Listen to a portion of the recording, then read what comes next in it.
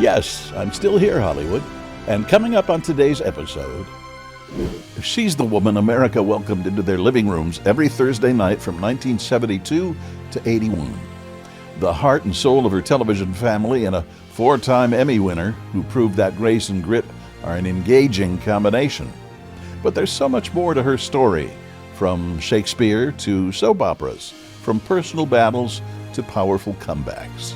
Today, she's here to talk about the life she's lived, the roles that defined her. This is Still Here Hollywood. I'm Steve Kmetko. Join me with today's guest from the Waltons, the incomparable Michael Learned. If this is your first time watching or listening to Still Here Hollywood, what took you so long? Even if you're a longtime fan, I have a favor to ask. If you feel it in your heart, please like and follow us on Apple Podcasts or wherever you listen to us. Or if you watch on YouTube, please subscribe. And with both, it would be great if you rated and commented on your favorite episodes. Thank you so much. And now, on with the show. Hello, Michael. Hi. Welcome to Still Here Hollywood. Thank you. So do you like your white hair? I like mine. It took me a while to get here. I think I do, actually. Yeah. You know, it makes me look my age, but that's okay. Okay. There's a saying in French, I wish I spoke French, but I don't. But it's essentially 20 from the back, 110 from the front. So I thought I might as well have 20 the hair from the match back. the face. Okay. Yeah.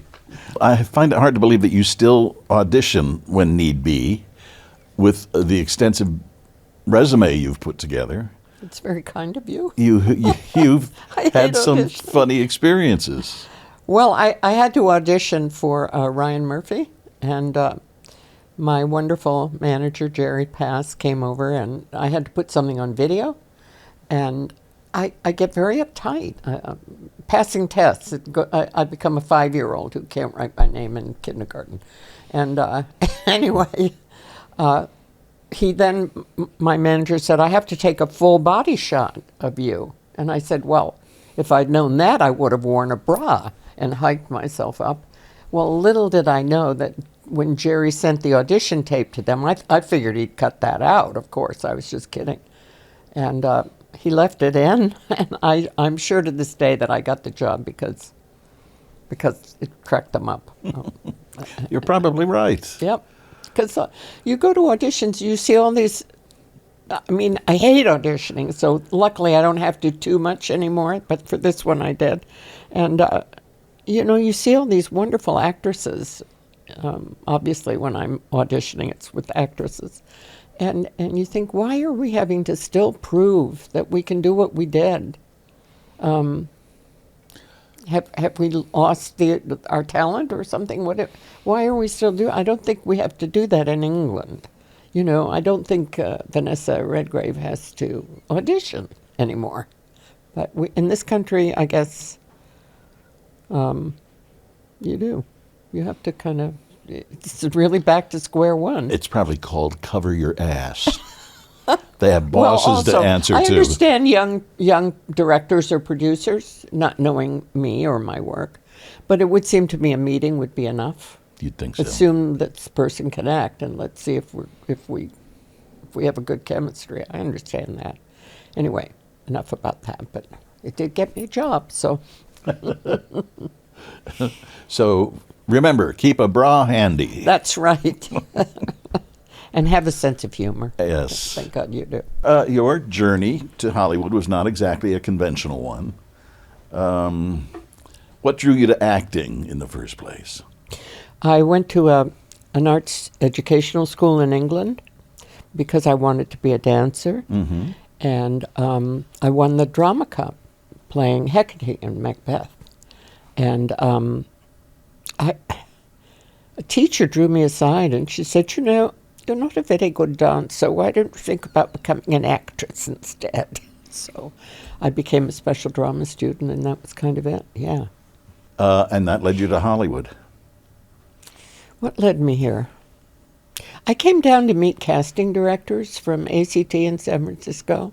I was with the, Bill Ball's company, repertory company in San Francisco, and I was going through a separation from my husband, and I thought, I've got 3 kids to support. I'd better go down to L.A. and meet casting people. So I got in my little VW and drove down, and my agent called me. I was staying at the Hollywoodland Motel for $11 a night, or $12, I think it was. So you can imagine, it was right at Cahuenga and Ventura Boulevard. And the phone rang, and it was my agent, and I just stepped out of the shower, and he said, "You are now the mother of America," having sent me up for this part called this show called The Waltons. The Waltons, and I had just finished playing Cleopatra, and Francis Coppola had directed me in Private Lives, and they wanted me to audition for a woman in her 40s. I was 32, and I had short blonde hair, about as short as yours. So I auditioned because we do what we have to do as actors, and then I got this call saying, "You are now the mother of America." And as it turned out, and I was beside myself because I really needed the job. Yeah. Yeah. It wasn't a come as you are interview, was it? Having just stepped out of the shower. No. Take us back to day one on the set of The Waltons. What was that like? What do you remember? My memory is that I was probably hungover, for one. And secondly, these kids seemed to know what they were doing. I mean, I had been doing theater for so long, I'd totally forgotten that you're supposed to hit marks, that a sound you could kill a sound man's hearing by screaming or making a loud noise. And I was just like an elephant in a antique shop. I didn't know where to go or what to do, and I was grieving my marriage and blah, blah, blah. And these kids were all like this and very professional, and they hit their marks, and they're very gracious, all of them. And Ralph and Richard went out of their way to kind of make me feel welcome. And that was it. It was like a whole new world for me. The show was on the air for 11 years? I'm not sure. I left after 8. I think it was 10 years, maybe longer. Okay. I'm not sure. Did you remain friends with everybody? Oh, we're very close. Was it? Truly, they were all at my wedding. They're like a second family. I just heard from David Harper calls himself my son. And so, yeah, we're really close. The show was known for its strong values, and you really were kind of America's mother for a while. Did that ever feel like a responsibility? Not now, because I think I've established myself as a salty-mouthed old lady. But I think back then, yes, both Ralph and I felt. We both were drinking at the time. We both got sober. Yeah, we didn't feel we could be the mom and dad of America, if you will. Not that we were the only ones. There were other shows with wonderful mothers and fathers, but and we both got sober, and it stuck. So yeah, I guess we did feel a bit of a responsibility. As someone who's also taken a sobriety journey, what made you decide to go that route? Why did you think you needed to stop drinking? Well, I didn't, but Ralph thought I did, so I was going to support him. Oh, I'm sorry, microphone. I was going to support Ralph, and I hope I'm not breaking his anonymity, but forgive me, Ralph, if I am. But he said, I'm going to Alcoholics Anonymous, and I said, bravo, that's good. You really need it. Congratulations. He said, I'd like you to come with me, and I said, of course I'll come. I'll support you 100%. And at the end of the day, I was tired, and I said, I'm going to take a rain check, and we'll do it another time. And he took me he put his hands on my shoulders and looked at me with those blue eyes of his, and he said, I think you should come. And my stomach did a little flip-flop. It was like, what do you mean, me? And but I went, and I learned a lot about myself. Alcoholics are always the last to know. That's right. And I didn't have a very dramatic story, thankfully. I didn't run over one of my children or, steal anything or get in, thank God, not an automobile accident. But when I look back at the risks I took sometimes with my kids in the car, I just shudder and I thank God, yeah. It's surprising when you have to, what do they call it in AA, do a drunk-a-log, you know. Sometimes they make you write down everything you can remember that you've done. They're very good steps. There are 12 steps, and they're very good steps to live by. And actually, yeah. And I'm an Al-Anon person. You know Al-Anon. Which is, I'm sort of what they call a double winner. I always say a double loser, but in the end, you're a double winner if you kind of recognize your problems and deal with them.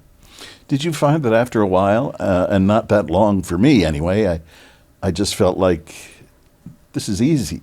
Once you get the hang of it, it's easy. Oh, sure. Much easier. I stopped being lost. I didn't get lost anymore when I was trying to find my way in a, yeah. But it's also, there's a soul searching that you have to do that is difficult for someone. For me anyway, I as I say, I got off before the train hit the wall. I was on the train, but I jumped off before it hit the wall. So luckily I didn't have some of the horror stories that I've heard. And in truth, as you, I'm sure know, you hear these horror stories, but you find yourself laughing at them because the person telling them is no longer in that place. And you go, oh, I did that. Yeah, or that too, yeah. You made what must have been a tough call to leave the Waltons before it was over. Did you ever regret that? No, I didn't. Were you just tired of it? Was it enough? It was, yeah. It's hard to say. On the one hand, I wept because we were such a family. Even the crew, we were all really close and like a family. But on the other hand, I got tired of, they didn't know what to do with me, but Earl Hamner himself said to me, we want you in the shot. So they'd have me ironing and going, and then what happened, kids? And then where did you go? John Boy, more coffee and things, just to have me in the scene. But as an actor, it was just boring. Not challenging. And, yeah. And so as grateful as I am for the break, and it put my kids through private school. You know, I am eternally grateful. Oh, you're always in my way. What are you doing? And all of that, I truly am grateful. But at the time, I complained a lot. You know, I wanted to be home with my kids, and here I was with these lovely kids, but they weren't mine. So. One of the Emmys you received, you have 4, I believe. 3 for the Waltons and 1 for Nurse. Yet Nurse just doesn't get the attention, or it almost seems as though it's been forgotten. I thought it was a good show. Yeah. Did you ever see any of it? I think I did, but you know. I thought it was a good show. It was a struggle because the book was a gritty book, and there were scripts coming to New York that, you know, Mary goes home and soaks in her hot tub. Well, Mary is living in Harlem in New York, and I had a hard time with things like that. There are no hot tubs in Harlem in New York. There are locks on the doors. There were no locks on her apartment door. I said, you know, she's living in New York. There were bolts and locks on every door, no matter what part of New York you're living in. And so I was a pain in the ass, I think, and I offended a lot of people. And I didn't work for 10 years. Really? Mm-hmm. In television, yeah. Because of? I think because I was a pain in the ass. And you'll pardon, a pain in the donkey. I don't know if you're allowed to say ass Close anymore. enough. Oh, yes. Haven't you watched lately? You can say just about anything on television anymore. You've said before that your characters kept you company during tough times. Working kept me company. I mean, I love to work. I love it more now because I don't have kids at home waiting for me to come home and help them with their homework. And, Mom, you said you'd be home. They deserve a lot of credit, because when you're doing television, you're gone most of the time. And they were soldiers. They were wonderful. And now they're all grown up. Well, that happens. Yeah, I know. From Shakespeare to soap opera, you've done it all. Which format did you feel most at home in? Theater. Theater? Mm-hmm. And television now, but theater's like, if I walk into a theater, it's like church for me in a way. There's just, you could just feel something, that the words, even on stage. I remember doing Dylan Thomas's. Suddenly, I can't think of the name of the play. Anyway, and sitting there and thinking, I'm sitting on stage. I'm speaking these incredible words. I'm the most blessed human being in the world, and I feel that in theater. I don't feel that so much in film or television. I don't know why. Maybe because of the live nature of theater. I know that's how I feel when I go to see a show on stage. You're seeing them, the person actually perform. And it's different every night. Yes. You know, I remember once during Private Lives, that we were on a rake stage, and at the end of Act 1, we have a terrible fight, and at the beginning of Act 2, they had the set all completely almost demolished. Everything that's in pictures are falling off the wall, and the couch is turned over, and blah blah blah. And in the middle of a scene, the first scene, an ice bucket that was at the top of the rake stage started to roll down the stage, and it would go bloop, bloop, bloop, bloop. And finally, Paul Shinar and I were trying to act over this. And you know, every eye in the audience is on this ice bucket. And so finally, the two of us just went like that until it finally rolled off the stage, and somebody picked it up and put it back on, and there was a huge laugh and applause. And the show went on. But that kind of thing that happens in the theater when you least expect something and you're not quite sure how to deal with it, and you just do the best you can, and sometimes it works and sometimes it doesn't. But yeah, that's what I love about theater. And the audience was with us the whole time. They were feeling everything. They were like, what are they going to do? Are they okay? Are they going to be upset? And, blah, blah, blah. And that's what I love about theater. Back with more in a moment. If you'd like to be more involved with us at Still Here Hollywood, you definitely can. Just visit patreon.com/stillherehollywood. You can support us for as little as $3 a month. You can get our episodes a day before they post anywhere else. You can see what guests will be coming up and submit questions for them. You can even tell us what stars you want us to have on as guests. You'll see what goes on before and after the episode, plus exclusive behind-the-scenes info, pics, video, and more. Again, that's patreon.com/stillherehollywood. One of the things I'd like to ask you about is the name Michael. Unless if you're tired of answering, but... No, it's just, I wonder why my parents did that to me. They didn't even know me, and they were already pissed off. But anyway, they never... My father, I said to him, why did you name me Michael? And he said, well, if you'd been a boy, we would have named you Caleb. But as you were a girl, we decided to name you Michael. That was the answer I got. So that's why I'm an actress. Have you ever met another woman named Michael? I did. Oh, you did? And did you converse about your names? We did. We hugged each other, and we'd never met. But it's like we both threw our arms around each other. And it's so long ago now, but I think it was in Toronto, and I think she was an actress, too. And or maybe she was a poetess. I can't remember. It was a long time ago, but we were both incredibly moved because we knew we'd both been through the horrors of childhood when you're a little bit unusual and you want to be like everybody else, you know. Do you remember the horrors of childhood due to your name? Well, it's not that bad. It wasn't that bad, but teachers wouldn't believe me.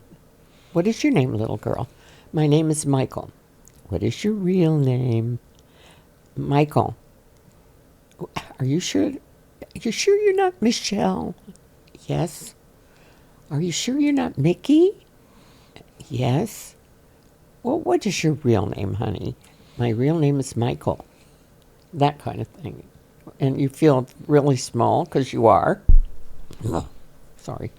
Well, my last name is spelled K-M, no vowel. Oh, really? And I had same kind of thing. Teachers were always asking, you're wouldn't spelling believe your you. name wrong. So you know. Yes, I'm not spelling my name Put wrong. it here, over the mic. Yeah. Anyway. We survived. Yes, we Here survived. Here we are. Yeah. Did you ever feel like Hollywood might forget you or that your time had passed? Well, yeah, it has really, in a way. I mean, it's not like it was when we were in the top 10 as the Waltons. But it doesn't bother me. I mean, I don't feel like it has been. But my time in the light is dimmed, and I'm glad I had the light, and I'm also glad it's over. Really? Yeah. Is there I anything you'd just wanna consider work. doing? Huh? Is there anything you'd consider doing today if it were offered to you? I wouldn't. Sure, I do. I'd love an offer. You got one? Would I be sitting here? Kidding. Yes, I'd be sitting here. I love this. I'm having the best time. Theater? Would you do theater? Would you do film? Oh, I'm going to Canada next year to do a lovely play with a couple of guys who worked at Stratford, the Shakespeare Festival at Stratford. And I've worked there before, and I love it. It's a small little town. It's called, of all things, Petrolia, because it was one of those oil towns back in the day. And they have a lovely little theater, and so I'm going to do a play that apparently was done here. It's called Doris and Ivy. Apparently it was done here because I thought, oh, if it's good, I'll bring it, back. So I don't know. You also played Daisy in Driving Miss Daisy. All over the place. Oh, I love that role. Oh, it's been a boon for a number of actresses. I never got tired of doing it. I saw Julie Harris do it here. Yeah. I saw Vanessa Redgrave in London doing it. Oh, in London. Yeah, Yeah. with James Earl Jones. He's a I think it's a wonderful wonderful. Yes, it's a wonderful play. Yes, it is, and it holds up. I never ever got tired of it. I toured it. I've done it 1,000 times. Really, it's a gift for an actress. a nice gift because Really is. usually when you get to a certain age and you're in front of the camera, things kind of dry up. I was too young when I started playing it. I had to wear wigs and everything. Now I'm afraid I'm getting too old to play it. But You played Jeffrey Dahmer's grandmother in Monster. that was a treat. Yeah, What was that like for you? it was fine. I was glad for the work, and there were no scenes of killing in anything I had to do. And Evan Peters is a gorgeous person, so it was easy for me to love him. I just played denial. Although I do find it hard. I think if one of my grandsons, I had a grandson at the time living with me, and I have another one now living with me. But if he walked through the kitchen dragging a bag full of body parts, I think You might be yeah, suspicious. I think I might say, "What's in that bag?" Yeah, it's funny. Life plays tricks on you.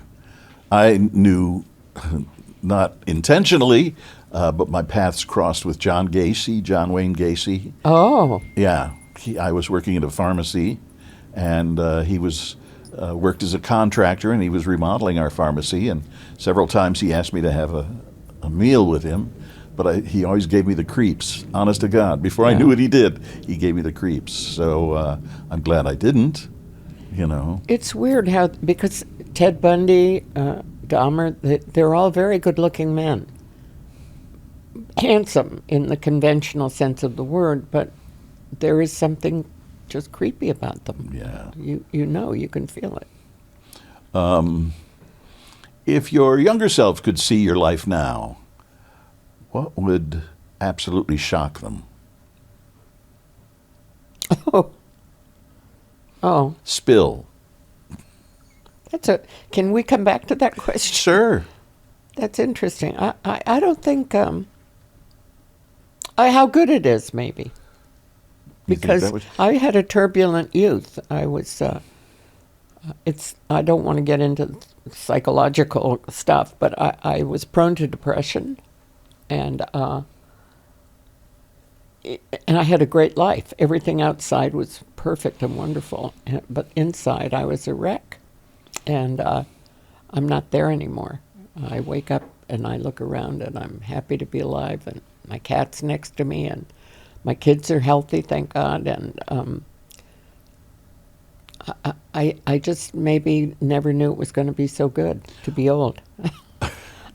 Have you observed, though, it seems to me in my dealings with people in the entertainment industry, that depression is not uncommon. No, I think that's true, and maybe that's why we want to be somebody else. I don't know. For me, in the beginning, when I was young and at school, I loved the words. I loved Shakespeare. I loved Moliere. I loved all the classics, Chekhov, and I just loved. It was like analysis for me. I learned so much from these masters, and I still get that feeling when I'm on stage. I don't get it as much in television or film. It's my opinion, my theory, because every once in a while, people come and they're prepared to talk. They know they're doing an interview. Sometimes it doesn't always work out that way, and my theory is that they became an actor or an actress. We just use actor now, I guess, because they had no personality to call their own. If they're a real stinker. Not you, of course. That. No, not me. No, but every once in a while. I think it's rude, frankly. I see sometimes on talk shows, I see actors of renown, just sitting there being silent with their kind of a little bit of a sneer on their faces, and I think how rude, how arrogant of you. You're plugging yourself, and an interviewer is trying to talk to you, and you're just, I think it's very rude myself. Bless you. Not that I'm judgmental. You can be on my team. Who in your life helped keep you grounded? My kids. How many children do you have? I have 3 sons, and I adored them. I mean, it was the happiest time of my life was my kids Being a mother? Yeah, and still is. Now I have grandkids. I have 5. Wow. I finally have little girls because I had 3 boys, and so I have they're not little anymore, but I hope I'm alive to have a great-grandchild. I remember my first grandchild, Ari. His name is Ari. He wants to be a chef. And I looked at him and I said, I've known you forever. It was like eye to eye with this baby, and it was, I guess it's genetic or whatever it is, but he was not a strange little baby. He was just part of me. That's a nice sentiment. Yeah, it was really special, very special. Special. Who's that actor who does it so well? Dana Carvey, Yes, I think, who thank does you. the church lady. So Isn't that special? Yes. Did your kids ever see you as Olivia Walton, or when they watched reruns, or did they recognize you as Mom? Mom. Just Mom. No, we used to watch the show together, and not my teenage kids. They were above it, but my youngest son and I would sit down and watch Thursday night, 8 o'clock. And I remember I was in the kitchen cooking or doing something, fixing dinner or something, and he said, Mom, that music makes me so happy. And so we were just like fans watching the Waltons, yeah. What do you think when you hear Good night, John Boy. Oh, I love it. Does anybody ever say that to you? Yeah. The only time I had a hard time was once when I was checking out at Ralph's, and the woman said, "You know who you look like?" And I said, "Who do you think I look like?" And she said, "You look like Michael Learned." And I said, "Well, I am." She said, "No, you're not." And I had to pull out my license and show her that I was. Now I feel like a fool. Why did I go for that? Why did I pull out my license? Yes, I really am. Well, I got to confess, I saw you once at a restaurant I think it was on Wilshire. I was with my parents. It was not long after the Waltons had wrapped up, but I recognized you, but I didn't want to come over. I was with my parents. I didn't want to, they didn't want, no, let's not bother her. That's very thoughtful of them, but still, I always like it when people come up. Do you? Yeah. The only trouble is now, I thought I was sort of playing a character in the Dahmer story, but people are recognizing me and saying, "You were the grandma in the Dahmer story," and I'm going, "But I was wearing a wig, and they were making me look horrible." And I think, no, that's how you look. I don't like being recognized as Jeffrey Dahmer's grandma as much as I like being recognized as Olivia. You like getting the paychecks, though. That was okay. Oh, yes. Yes, thank God. When fans come up to you, what do they usually say? They're usually very kind, except for two actresses, well-known actresses, that in my memoir, if I ever get it written, I will name, but I won't name it here. I'll tell you later. Okay. But we were in an elevator together, and they were so damn rude. And, excuse me, I don't know what the word means. But they were so rude, and because they knew who I was. And they started talking about that show, where all the kids wore those blue jeans and bare feet, and they were making fun of me. And I didn't have the chutzpah or whatever to call them on it. So I just stood there in horrible humiliation and said nothing. So that sits with you. When somebody dumps in your lap, you need to give it back, I think, in some way. At least acknowledge that you're being made fun of. And it wasn't kind. It was like, I thought, are we really back in the third grade? And I still haven't gotten over it, obviously, because I'm talking about it, but they were just so rude. Don't give in to the haters. We'll be right back. What about TV shows today? Are there any in particular that you watch? I forget to turn the TV. I watched a lot with my husband. He loved television, and I read. No, I don't read anything profound anymore. I used to, but I just like to read. But I watch Netflix. I don't have any. I watch Seinfeld. I stream or whatever they say. Right. Yeah. But I can go for a couple of days without turning the TV on, except for news. I've stopped watching news. Yeah, it's horrible. It upsets me too much. I agree. I used to work in it, and now it just painful. upsets me. It's really, really painful, I agree. especially what's going on with the flood. Well, what do you want your legacy to be? I don't care. I don't need to have a legacy. I want my kids to speak kindly of me, and they do. And I think women don't have the same. I'm just looking and thinking maybe this is a little bit down too far.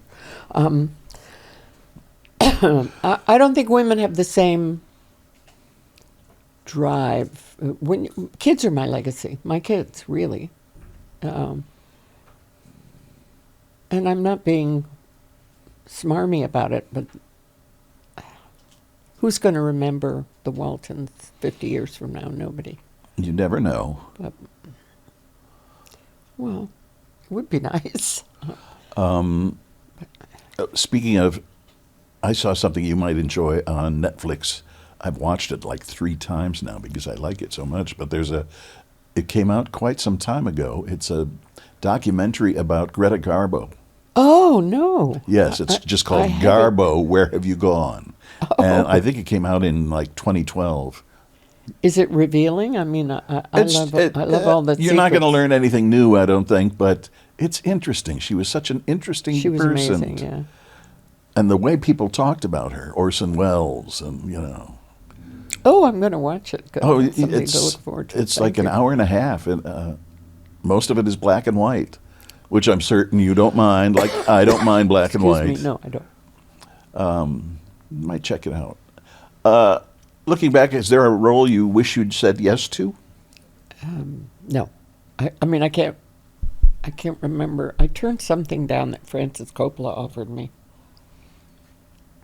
Excuse me, I seem to have a piece of grass in my throat. Stop eating grass. Yeah, it's not becoming. No, there isn't really. I sometimes question whether I should have accepted the Waltons, but it was life-altering. I was supposed to go on tour with Private Lives that Francis directed, and working with him was a dream. I've written him several letters. I never mailed them, but I think I will now, because he's retired. I never wanted him to think I was looking for another job. But he understands the process of an actor, and he gives you freedom, and he makes you feel like you're good. And we need that, we actors, at least I do. If a director makes me feel like I'm on the right track and I'm good, I'll give him, I'll just go for it 100%. Right. But if I feel that the director's going, and some of them do, then I just start to shrivel inside, So, not so much now. I'm old and I don't give a damn, But when you're young and you want to work, and there are gods up there who can control your life, you're willing to do just about anything. I mean, that's why my eyebrows don't come to the corner of my eyes, because some agent told me I should pluck all my eyebrows. And, you just will do whatever they tell you to do. And I feel for young actors today. I think they're a little stronger. Women, young actors, but they're still at the mercy of the, quote, grown-ups, I think. Wow. Is there anything on your personal or professional agenda? I just want to work whenever I can, and no, my personal life is, my husband just died in February, and we were together for 33 years, and That's a long time. so I'm still, a little raw, quite a bit raw, actually. But having had those wonderful years with him, he was such a wonderful person, and so he made me feel cherished. And I'd never felt that before. My poor mother had 6 girls. We were a handful for her. So I always felt like I was a pain in the ass. And he made me feel special, and so I'm grateful to have had it, but I miss him terribly. I really do. My parents were married for 71 years. Oh, my. And it got to the point where you couldn't tell where one ended and the other began. Yeah. Oh, that's nice. Yeah. Yeah. They eloped, too. So. Did they? Yes, my father Oh, loved they to must- say, they said it wouldn't last. Oh, Yeah, right. he showed them. Yeah, he did. Yeah. If the Waltons ever got a reboot, that's pretty popular these days, rebooting a show. Would you consider? They Playing asked you to- grandma or Yeah, great-grandma? or something? Yeah. It would depend on the money. I like the Honestly. way you think. It would have to be, they'd have to pay me. Because, well, although I think Grandma in our show had a wonderful role. I mean, she was spunky and sparky, Ellen Corpy. Right. I was with her just before she died, actually. Her caregiver couldn't handle her caregiver's husband had cancer, and Ellen was very challenged from her stroke.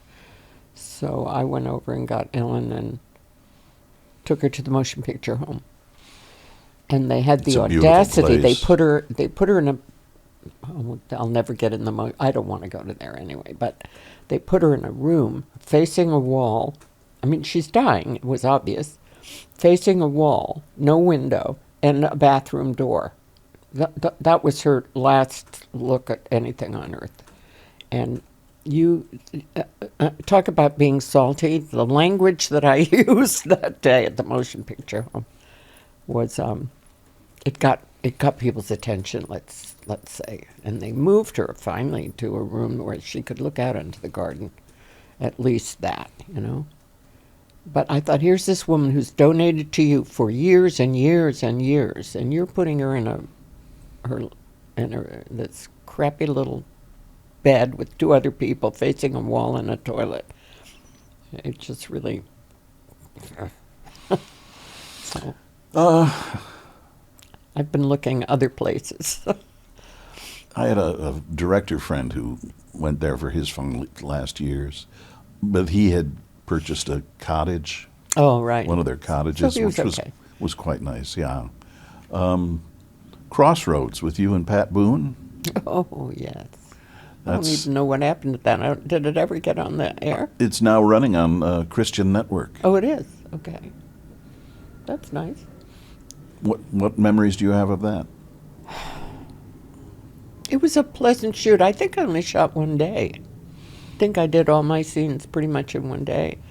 And it was just another one of those magical days. Hi. I know you're there now, so I know how to work around you.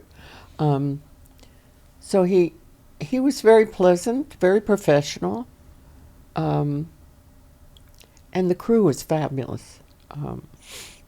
I don't know if I think actors do appreciate crews because I think every member of every crew should be always mentioned whenever anybody gets an award for anything because they're the ones that make it happen. Mm-hmm. And of course the editors who can make you look good even if you suck. I mean, they really can. But you've earned their respect. Well, I think. That's kind of you to say. Thank you. Maybe it's mutual. Maybe. And certainly on the Waltons, we were all very close. I still remember our first crew. I know every single name, and yeah, it's a family. Hopefully, right. See how I did that? How smooth? Oops, it was excellent. I just screwed excellent. it up again. And now we're done, so you don't have to worry about it anymore. Never, always be humble, because the minute you get proud, your ego kicks in and you hit the microphone and you're done. Thank you very much for coming in so today. Easy. Thank you. Yeah, I appreciate this has been it. fun, actually. Still Here Hollywood is a production of the Still Here Network.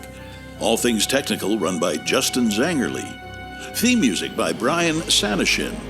And executive producer is Jim Lichtenstein.